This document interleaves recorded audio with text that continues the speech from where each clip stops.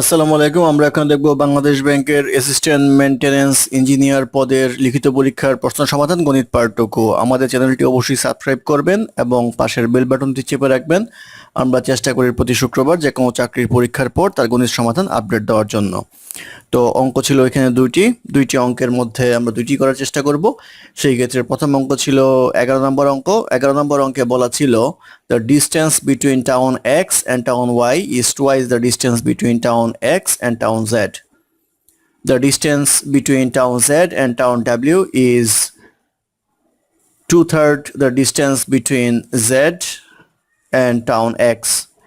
If the distance between town Z and town W is 18 mile, how far is town X from town Y?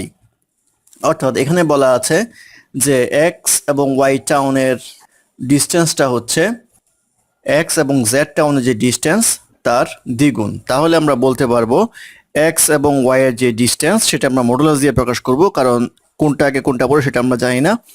X minus Y equal to লেখা যাবে হচ্ছে 2 into Z এবং X এর যে distance সেটা। আরেকটা বলা আছে W এবং Z এর যে ডিস্টেন্স অর্থাৎ W minus Z equal to লেখা যাবে হচ্ছে 2/3 অফ ডিস্টেন্স Z এবং X, Z এবং X এর যে ডিস্টেন্স আছে সেটা।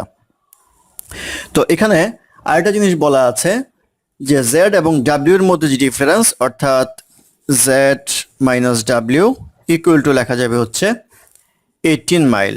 তো 18 মাইল যদি হয়, আমরা এটা যদি এখানে বসাই তাহলে W মাইনাস Z আর Z মাইনাস W এখানে একই কথা, কারণ দূরত্ব বোঝাচ্ছে।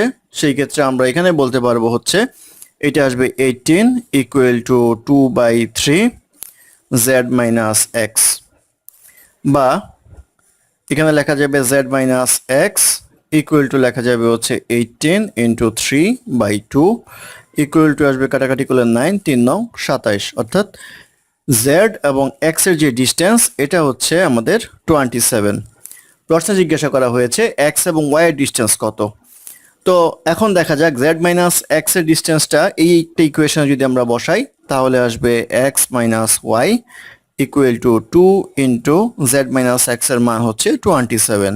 এটা করলে আসবে হচ্ছে 27 দুগুণে 54, অর্থাৎ 54 মাইল ডিস্টেন্স হবে হচ্ছে X এবং Y এর মধ্যে। এটাই হবে এই প্রশ্নের উত্তর।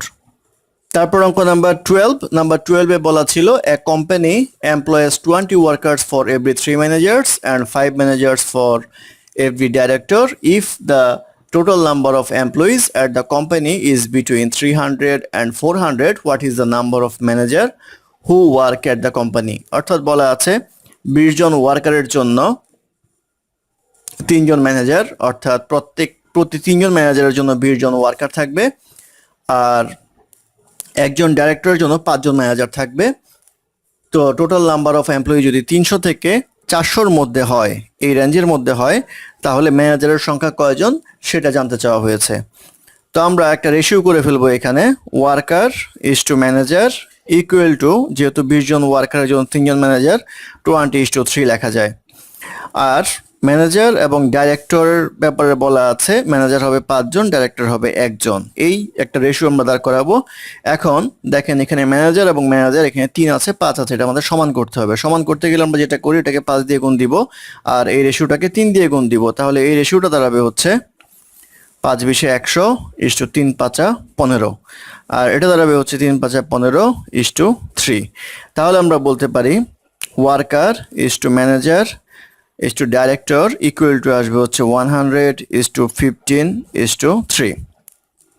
এই হচ্ছে রেশিওটা। এখন যদি অনুপাতের সাধারণ রাশি x ধরি, যদি x এর মান 1 হয়, তাহলে আমাদের টোটাল নাম্বার অফ মেম্বার হবে হচ্ছে 100 প্লাস 15 প্লাস 3 ইকুয়াল টু আসবে হচ্ছে 118 জন। এই হচ্ছে রেশিওর টোটালটা, অর্থাৎ 118 জন হতেই হবে এই টোটাল স্ট্রাকচারটা ফিল আপ করতে। এখন প্রশ্নে বলা আছে 300 থেকে 400 জন হতে হবে, তাহলে এই 118 গুণিতক হবে। তাহলে 118কে আমরা 2 দিয়ে গুণ দিয়ে দেখব, 2 দিয়ে গুণ দিলে আসে হচ্ছে 236। 118কে আমরা 3 দিয়ে গুণ দিয়ে দেখব, 3 দিয়ে গুণ দিলে আসে হচ্ছে 354, অর্থাৎ এমপ্লয়ি 354 জন, যেটা হচ্ছে 300 থেকে 400-র মধ্যে। তাহলে আমাদের 3 দিয়ে যদি গুণ দেওয়া হয় তাহলে এটা আমাদের অ্যাপ্রোপ্রিয়েট নাম্বারটা আমরা পাই। তো এখন প্রশ্নে জিজ্ঞাসা করা হয়েছে ম্যানেজার কয়জন ছিল। তো 3 দিয়ে গুণ হবে হচ্ছে টোটাল রেশিওকে।